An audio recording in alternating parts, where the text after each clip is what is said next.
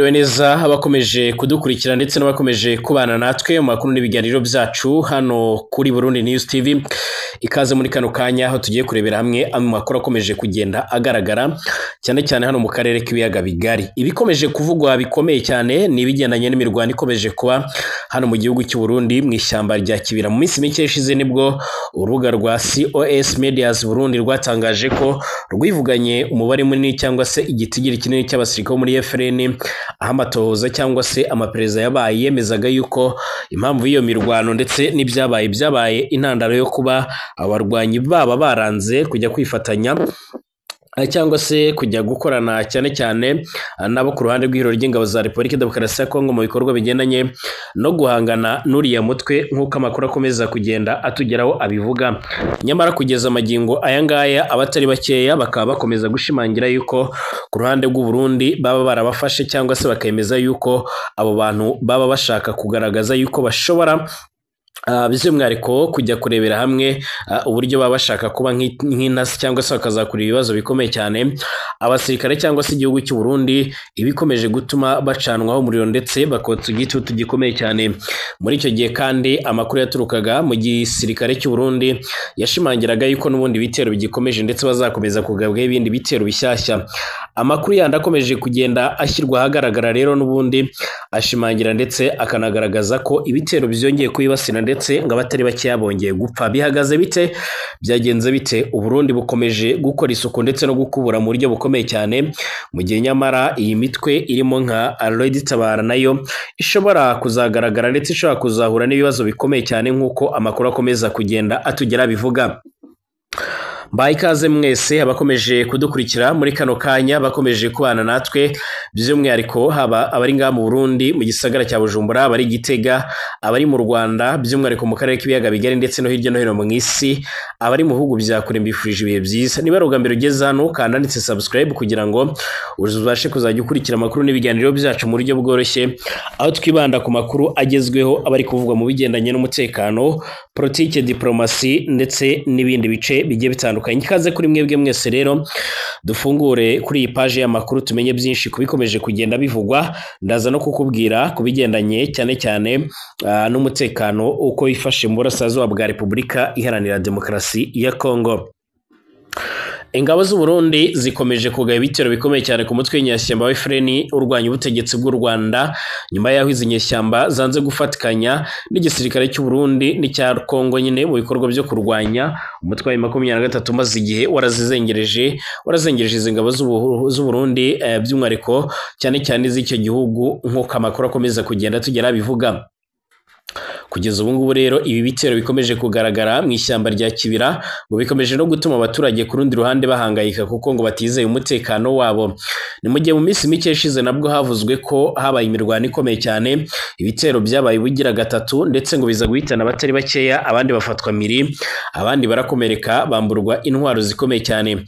Umwe mu basirikare bakomeye cyane mu ngabo z'u Burundi utarigeze yifuza ko amazina ye yatangazwa ku mpamvu z'umutekano yavuze ko ingabo z'u Burundi zigifite umugambi wo gukomeza kugaba ibitero bikomeye cyane muri ibyo bice.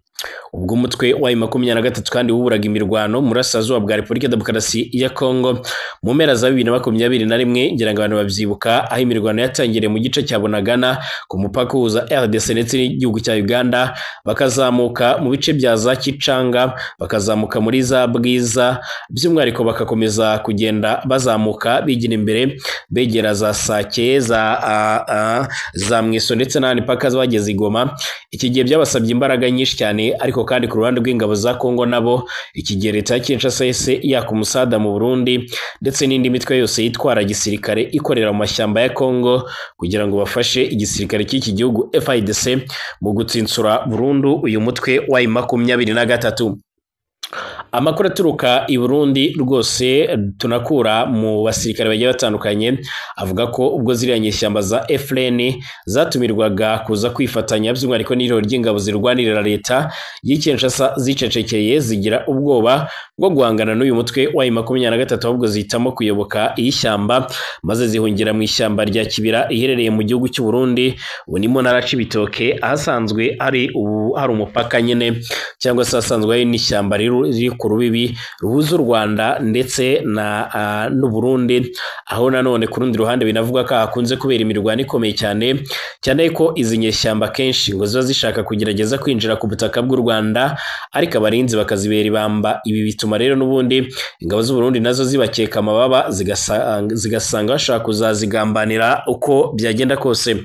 Kwanga kwifatanya rero n'ihuriro rigwana ku ruhande rwa leta kwa Repubulika Iharanira Demokarasi ya Kongo kwa FRN kwafashwe nk'ubugambanyi bwo ku rwego rwo hejuru, aho rero mu mpera z'ukwezi kwa gatatu uyu mwaka igisirikare cy'u Burundi cyatangiye kugaba ibitero kuri uwo mutwe wahungiye mu ishyamba rya Kibira nk'uko bigaragara.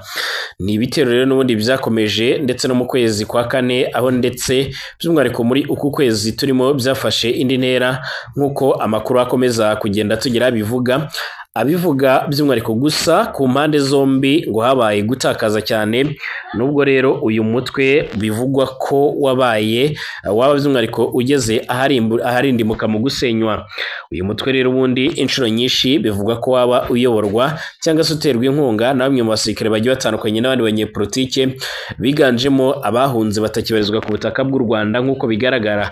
Icyakora ku rundi ruhande ngo waba warigeze gukorana n'ingabo z'Abarundi cyangwa se n'igihugu cy'u Burundi ndetse na Kongo, ariko kugeza ubu ngubu ukaba ukomeje gukubitwa hababaza, ukaba ukomeje guhabwa umuriro nk'uko bigaragara. Umwe mu basirikare b'u Burundi watanze aya makuru yavuze ko igitero giheruka muri uku kwezi by'umwihariko kwa gatanu twamaze gusoza cyagabwe kuri FRN. Abasirikare bayo bari bavuye gukusanya ibiryo byabo by'umwihariko mu bice biherereye muri komine ya Bukinanyana mu ntara ya Cibitoke, by'umwihariko cyazibereye kibi cyane maze kiza gutuma bakomereka, abandi batakariza ubuzima ku buryo bukomeye cyane. Birasa naho uyu mutwe rero waba uri mu marembera ku buryo isaha n'isaha mushobora kuzumva uyu mutwe utakibaho. Aya makuru kandi akomeza avuga ko kuri FRN atabaye gupfusha gusa, ahubwo ngo hari n'abasirikare 5 by'umwihariko muri bo bafashwe bugwate, nubwo ku ruhande rw'u Burundi nabwo rero ngo bemeza ko rwatakaje abasirikare barwo, hakaba harimo rero by'umwihariko n'abakomeretse, kuko amakuru atugera avuga yuko impande zombi zarasanye kakava, ariko bijyanye no kuba ingabo z'u Burundi zari zateguye iyo operation n'ubundi ikaza isanga iyindi yari yarabanje, ngo byatumye n'ubundi bakomeza gutana insinzi. Raporo y'impuguke z'umuryango w'abibumbye ihamya ko ingabo z'u Burundi zakajije ubufatanye na FRN, ubwo rero umubano w'u Rwanda n'iki gihugu cy'u Burundi wongeraga kuzamba mu mpera z'umwaka w'ibihumbi 2023. Ngira ngo murabyibuka yuko mwese icyo gihe aribwo Burundi bwafashe umwanzuro wo gufunga imipaka yose ibahuza n'igihugu cy'u Rwanda, aho Burundi kandi bwashimangiraga ko buri kurinda abana b'Abarundi mu rwego rwo kugira ngo batazakomeza kugwa mu bitero bikomeye cyane. Aha kandi bumvikanye bashinze u Rwanda ko rukomeje kugira uruhare mu kugaba ibitero mu Burundi. Iki gihe mbere yuko ibyo biba kandi umutwe wa Red Tabara wari umaze kugaba ibitero by'ikurikiranya bibiri byahitanye bamwe mu basirikare b'Abarundi, acyakora Burundi ntibwabyemera bushimangira ko ibi bitero byahitanye abasivile, nyamara Red Tabara mu itangazo ryayo bashimangiye yuko ibyo bitero bagabye bitigeze bigira ingaruka zikomeye cyane batigeze barasa ku baturage, ahubwo by'umwihariko barashe ku birindiro ndetse no ku bigo bya gisirikare mu ngabo z'Abarundi. Aha kandi by'umwihariko no mu kindi gihe hongeye kugaruka ibindi bitero, ariko Burundi bwafashe umwanzuro wo gufunga imipaka. Yemwe bwanagaragaje ko buzayifungura ari uko n'u Rwanda rwongeye noneho gutanga bamwe mu bagize uruhare mu kugerageza gutembagaza cyangwa se guhirika ubutegetsi mu mwaka w'ibihumbi 2015 nk'uko bigaragara. Ibiganiro nubwo byatangiye ku mpande zombi, ariko kandi nta cyizere kinini gihari bijyanye no kuba Burundi bwarakomeje kugenda bwibasira u Rwanda mu bigendanye n'imvugo, aho inshuro nyinshi abategetsi mu Burundi bakomeje kumvikanisha yuko u Rwanda n'igisirikare cy'u Rwanda bafite umugambi wo gutera u Burundi. Icyakora u Rwanda birwara bihakanye, ahubwo rukomeza gushimangira ko u Burundi bukomeje gufatanya na Kongo mu bikorwa bigendanye no guhungabanya umutekano w'u Rwanda. Igisirikare cy'u Burundi FDNB cyatangiye kwifatanya n'icya Kongo FARDC hamwe rero n'indi mitwe yitwaje intwaro ya Wazalendo ndetse na FDLR kuva mu mpera z'umwaka wa 2022. Ubufatanye bw'izi ngabo bukaba rero bwari bugamije kumaraho umutwe wa M23, nubwo kugeza ubu ntacyo biratanga. Mbere y'uko M23 na twirwana rero bifata ibiciro by'ingenzi bya Kivu y'Amajyepfo nk'umujyi munini wa Bukavu, Nyangezi, Kamanyora ndetse na Minembwe, gihe FLN yari ibanye neza n'ingabo z'u Burundi ndetse byanifatanyaga mu kurwanya umutwe wa Reditabara urwanya iki gihugu cy'u Burundi. Icyakora kugeza ubu ibintu byamaze guhindura isura, ibyafashwe rero n'u Burundi nk'uko byaba ari ubugambanyi bukomeye cyane. Amakuru atugera rero muri kano kanya akomeza gushimangira ko ibi bitero bikomeje kugaragara mu ishyamba rya Kibira. Umwe mu baturage batuye hano mu Kibitoki yagize ati iyo bari kurwana usanga tuba twahunze, ubundi rimwe na rimwe tugasohoka mu nzu cyangwa se tukikingirana mu nzu. Birasa naho ari urugamba rukomeye cyane, kandi hano mu Burundi twabonye intambara nyinshi ku buryo kugeza amagingo aya ngaya rero tutifuza ko hakomeza kuba intambara. Turasaba amahoro, turasaba yuko intambara zo mu Burundi no muri Kongo zahagarara. Ku ruhande rw'u Burundi ababarizwa mu nzego z'umutekano bashimangira ko bifuza ko amatora yiteguye kuba hano mu gihugu cy'u Burundi ashobora kuzagenda neza mu gihe nta bibazo bigendanye n'umutekano, ariko kandi ku rundi ruhande abaturage bakaba bafite ubwoba bwinshi bw'uko hashobora kwaduka intambara ikomeye cyane ishobora kuzatuma igihugu cy'u Burundi cyane cyane by'umwihariko kikongera kugenda gishimangira ndetse kikagaragaza neza yuko uko byagenda kose iyi ntambara ishobora kuzatuma by'umwihariko n'ubundi intambara ikomeje kubera ku butaka bwa Kongo, bakemeza ko ishobora kuzatuma ibintu byongera kuzamba cyangwa se bigafata indi ntera. Amakuru atugeraho rero akomeza gushimangira ndetse no kugaragaza neza yuko mu gihe cyose izi ngabo zaba zidakomeje kugerageza uburyo zakwifatanya n'umutwe udasanzwe izi ngabo z'Abarundi uzwi nka TAFOK warungitswe muri Kongo kugira ngo urwanye Reditabara ndetse n'abandi barwanya M23, bishobora kuzagira ingaruka zikomeye cyane ndetse bishobora kuzakomeza gutuma n'ubundi uyu mutwe ukomeza kugwanywa. Kugeza ubu Burundi rero by'umwihariko binavuga ko bukomeje kugerageza ibitero byo mu kirere bifashishije indege z'intambara zitagira abapilote zizwi nk'amadrone nk'uko bikomeje kugenda bigaragara. Hari amakuru kandi akomeje kugenda anatugeraho ubwo twinjiye ku butaka bwa Kongo nyirizina, by'umwihariko ahakomeje kubera isibaniro ry'imirwano. Umutwe wa M23 ukomeje kwamaganira kure cyane cyane ubutegetsi bw'i Kinshasa. Nk'uko bikomeje kugenda bigaragara, bakomeje kwamagana ubutegetsi bw'i Kinshasa, aho bakomeje gushimangira yuko ubu butegetsi bwa Kinshasa bukomeje kugerageza by'umwihariko gusoresha ibicuruzwa biva mu mujyi wa Goma, by'umwihariko nk'ibivuye mu bihugu by'amahanga. Aha bakamagana yuko ibi bikorwa bishobora kudindiza iterambere. Ariko kandi umutwe wa M23 urananenga uburyo rero hari abayobozi bamwe bo mu buyobozi bwa Kongo banze kuva i Goma mu bice bagenzura, bakanga gusanga abandi mu ntara ya Beni ahakomeje ubuyobozi bw'intara Kivu y'Amajyaruguru, ndetse n'umuyobozi ushinzwe iby'imisoro akaba ari waherereye, akaba ari nawe washyizeho iri tegeko.